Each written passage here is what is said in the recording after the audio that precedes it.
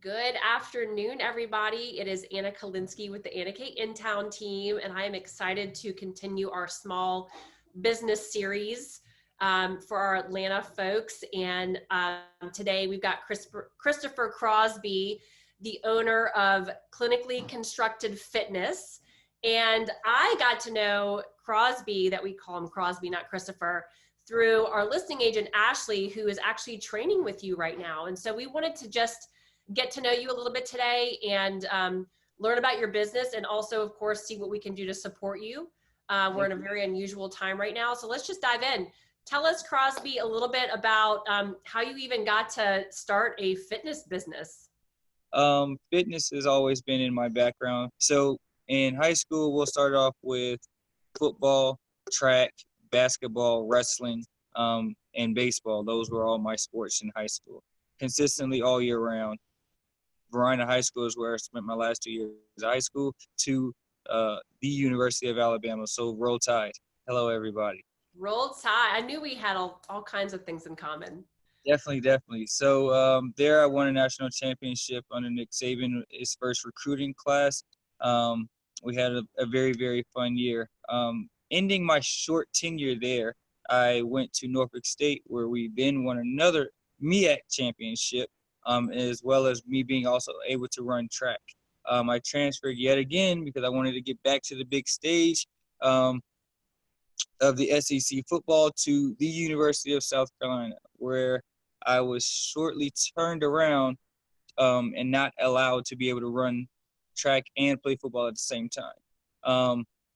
At this point in time, at that point, I have had 3 surgeries, all knee surgeries, 2 microscopic surgeries, and 1 big ACL surgery.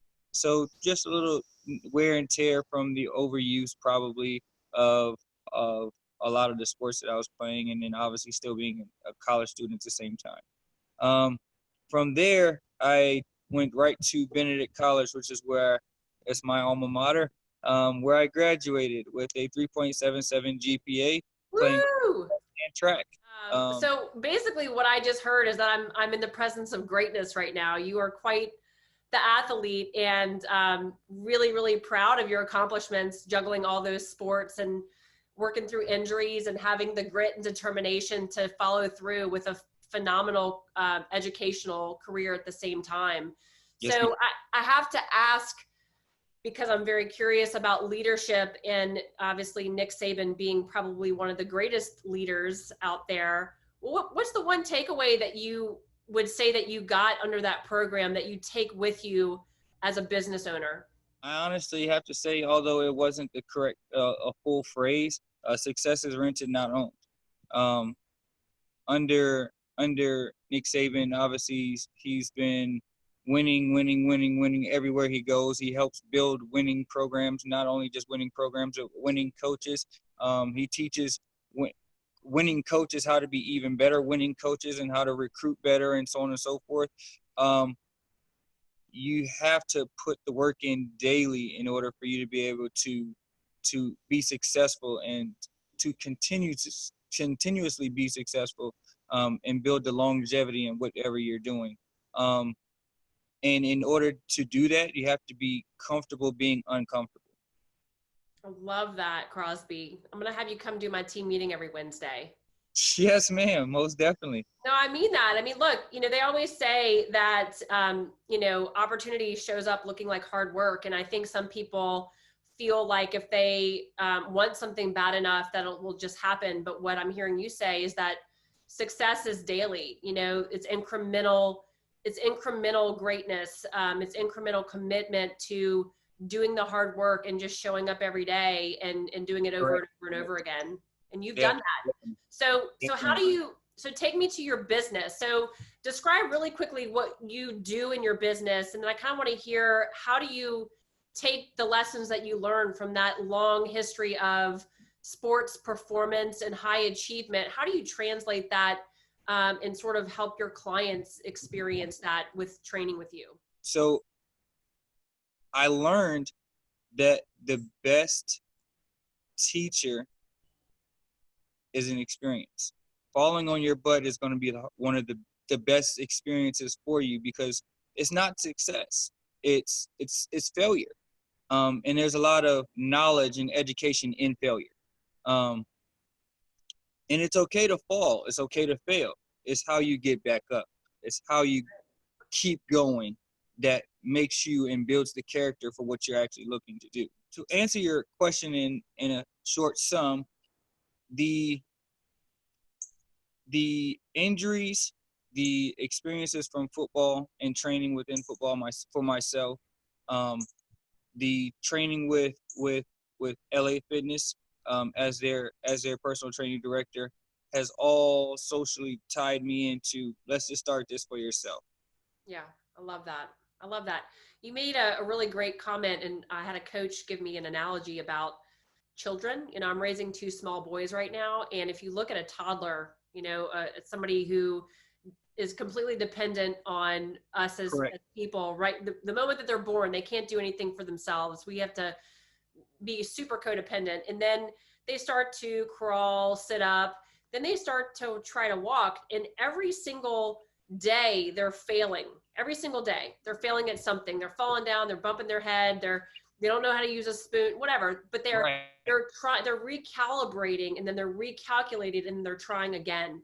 And somehow as an adult, we've decided that failure is bad, and failure is not bad. Failure is the reason that you are where you are, because you failed at so many things that you learned how to do things better and differently to have a successful path. So I really love that. That's awesome. So let's talk about who your perfect client is. Who are the people that you really try to help? And, you know, if we come across, we can say, dude, Crosby's your guy. The perfect client is the hardest client. And I say that to say, I really, really enjoy the people who already loved coming to work out. You know, they just need an extra boost or somebody to help kick their butt, as they call it, right? Add the intensity, share a couple extra exercises that they've never done before. And or, you know, add a little different type of resistance, range of motion, whatever the case may be. Those are the easiest clients. The harder clients are those who have injuries, who they are not necessarily understanding of what their journey is really going to embark right now. They just know that they're hurt. They weren't hurt before. They're trying to get back to what they're trying to do. And for many people, that could be lifting their kid, walking their dog, planting in their garden. And what these are basic leisurely recreational exercises that they practice every day. Maybe every individual is different. I have had 27 surgeries. I know another young lady who was a softball player and then coach at the University of South Carolina, who's had 22 knee surgeries as well at that point in specific time. Like, we both did two totally different things. So with that is said, the reason for me saying that is just because somebody lost 200 pounds, you know, in a year and a half or 6 months, what they did is not necessarily going to work for you over here. So a high level of customization for people based on their story and what they're trying to get back to. And I think what I heard you say through all that is that you've developed a mission and really a joy around helping people live in their body, their only body, their only vehicle, right? In a way that serves their highest life, right? Whatever that is. If they're an athlete, they can train at the highest level. If they're a mom and a dad, they can pick up their kids. They can garden without their back hurting. Because I will tell you, as a, you know, a marathoner and I've done a couple of triathlons, like nothing crazy major, but like age also creates injury. Even if I'm not doing anything, just the lack of taking care of your body, not drinking water, not stretching. And so sometimes you just need to like have a formulated plan to get back to ground zero so you can have a great life. So it sounds like you are really energized and inspired by the challenge, which doesn't surprise me, because if you've gone through the program at South Carolina, you've gone through the program at the University of Alabama, and everything you've gone through, you are naturally a high achiever, and you are going to have those standards for your clients, you know? So simply by choosing to work with you, they're saying, I'm ready for a challenge. And and you guys are working together, and I'm sure you're communicating to them that it's not an overnight success. It's not an easy path, but you're going to be in there with them for the long haul if they want to see Correct. results. I Yes, love ma'am. that. Definitely. So right now, what I understand about your business is you came from the gym world. You are currently working at a gym called Heat, which is sort of in the Berkeley Park, Home Park, Georgia Tech area. But you're Right also behind Atlantic doing, Station. what's that? Right behind Atlantic Station. Yeah, right behind Atlantic Station. And you're also doing group classes at different apartment complexes. So if somebody's, Correct. watching this and you live in an apartment, contact your HOA and see if maybe Crosby can do a class for some residents at your place. But also, it sounds like you're doing some one-on-one Zoom training for people that are maybe not ready to get out of their house just yet. Tell me a Yes, little bit ma'am. about Yes, that. ma'am. So right now, obviously, with the COVID and restrictions, and everybody obviously wanting to protect themselves from getting sick, and also protecting others from getting sick. Yeah, virtual classes have kicked up. I do one-on-one virtual classes as well as small group virtual classes, no more than 5 per hour. They are 45 minutes an hour session long. And we're using all different types of platforms, whichever to fit the customer's needs right now. I love that. What advice do you have for somebody who really wants to start taking care of their body with a routine of accountability, but don't really know how to get started because it feels like a very daunting task? You have to start with the knowledge. You have to start with a goal. You have to start with a knowledge. And I usually don't like the word goal because goals are Cheap. most often set and not achieved. Um, and they're forgotten about. Yeah. Standards or a way of life is more permanent.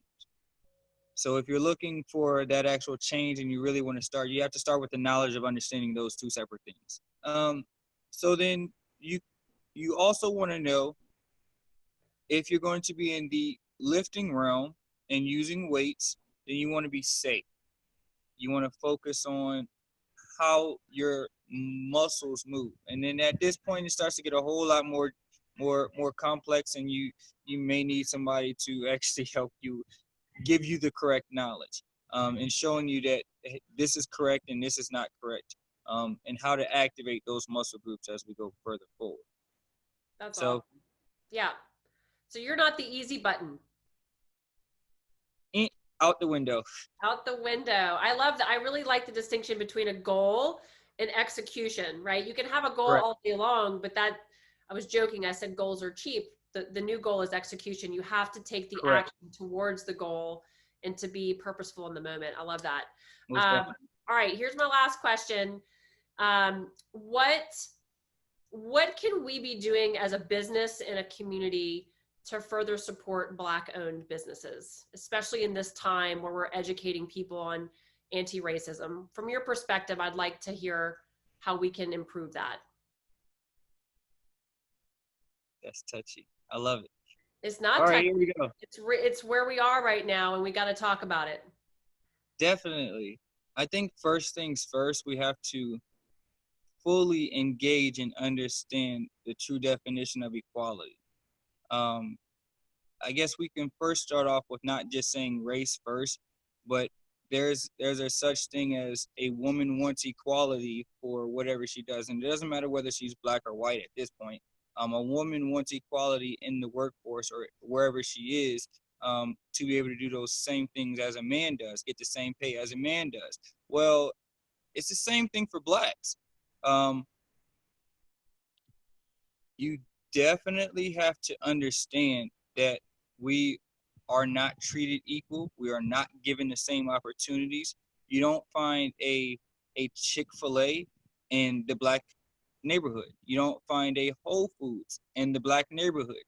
The different aspects of being able to spend money in certain areas of life most areas of life, are not supported through the Black community. So supporting the farms that are going to be able to get better foods into our community, supporting the banks that are going to be able to help financially support a Chick-fil-A in our community, supporting the Black businesses themselves is going to help set equality for every single person in America. Not just America, but the world itself. It's not impossible. It starts small, right? It is. I'm a very, very firm believer of the little things will take care of the bigger picture. You lay a brick by brick by brick. You don't just start off with a big old building. That's awesome. Well, we will definitely do what we can to keep laying our bricks. What question did I not ask you that I should have? I was like, which one am I going to get asked? I thought that was going to be on there, but I did not. I was like, nah, she may not touch on it. She's like, it could be a little too sensitive, obviously. Ask Allison. I'm a curveball kind of girl. I don't always follow the rules. I did hear that. I currently am a part of what's called Exercise for Equality, and on very select Saturdays, we are at Piedmont Park doing a free workout. Who doesn't love free? Who doesn't love free? We are asking that you donate. If you are not able to donate, still come and get the work. So somebody wants to book an appointment with you because they want to start training because they know you are serious about getting down to business. The best way to contact you is what? Instagram. And if not Instagram, my cell phone. You want to tell me what that is? 347-744-7998. All right. 2 a.m. I need a workout. Shoot the DMs up. All right, guys. Mr. Christopher Crosby with Clinically Constructed Fitness. This has been such an honor to have you, and we look forward to supporting your business, and we just are really grateful for all the nuggets of greatness that you shared with us. So yes, ma'am. Yes, ma'am. Most definitely. Awesome. Take care. Thanks, y'all Crosby. rock out. Bye. Roll Tide. Bye. Roll Tide.